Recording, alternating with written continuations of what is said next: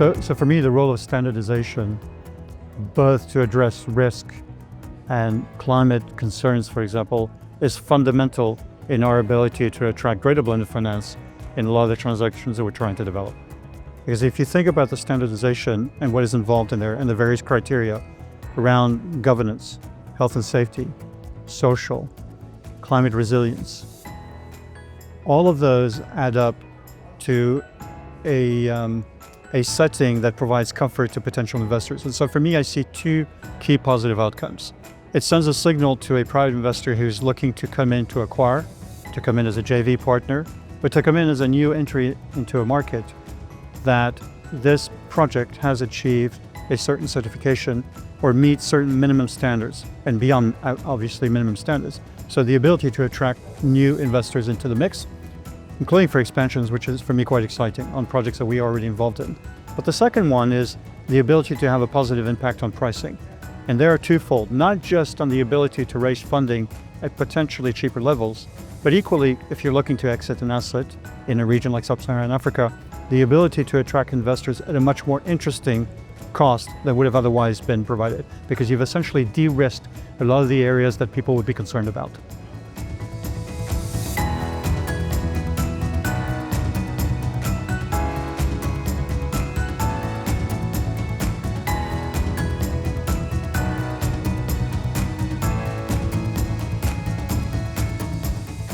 So sustainability standardization tools are informing investment decision-making and asset management practices in a number of ways. And this is evolving. So previously there's very much a focus on compliance and stakeholder disclosure, but now it's now fundamental to how we make investment decisions and manage our assets. So it's really important in terms of understanding risks and opportunities associated with assets, how they impact our assets and how we respond to those impacts. So very much seeing that being core to financial decision making. So in terms of understanding risk and opportunities at an asset level, how they impact an asset and also inform the mitigation measures as well that we put in place to realise those opportunities or manage risk. It's a little bit easier for assets like renewable energy, where there's very much a clear link between sustainability performance and financial performance. For other infrastructure, it's a bit more challenging. So think about a road scheme, for example, where that link between sustainability performance and financial impact isn't as clear. And Dalmor, what we're trying to do is understand that and put it into financial terms. So identifying costs of impacts and the cost of the solution and feeding that into decision making, so we're able to make better and more informed decisions that consider material sustainability issues.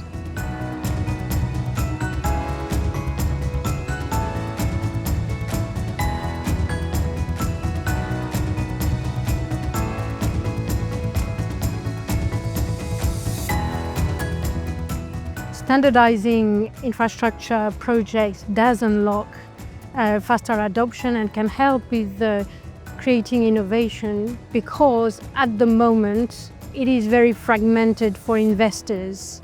When investors are looking at what is offered to them, they have really a lot of questions about how they're going to assess the risk, where they want to put their money. What are going to be the key themes for them? I don't think there is a capital issue, but there is a risk perception issue and the need to help them to go quicker.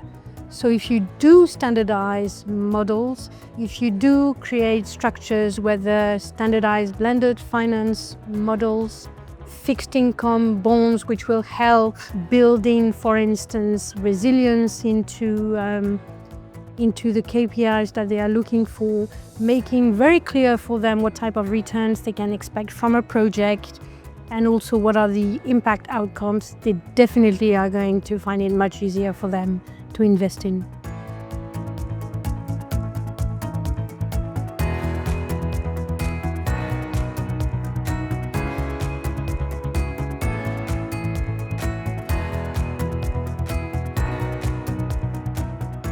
So tech and standardization is an essential part. It's actually critical Now, this day and age when we're designing assets, they do have this snowflake tendency to be a little bit independent, a little bit different, and therefore if we can get that standardization, it's great for future investment. Now, obviously people coming out of the asset ownership, but also for that standardization around management of the asset. You get that standard and therefore longevity, and therefore becomes a greater investment long term.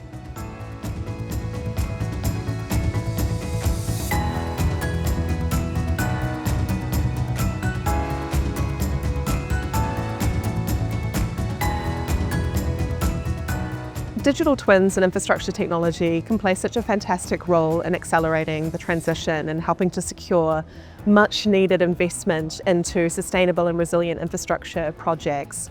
Part of the way they can do this, and something that we're so excited to be exploring with the Fast Infra Group as Bentley Systems being the newest member of the group, is how the data and insights from these mature technologies that have proven benefits in engineering and for asset owners, how we can connect up those benefits with the funding and financing community to demonstrate how the data that we take out in such a standardized way can support with achieving the Fast Infra label and showing compliance and monitoring against the Fast Infra label, but also other sustainability labels, frameworks and taxonomies. Because these technologies exist, they're proven, the capability and the capacity is there. We just need people to ask for them.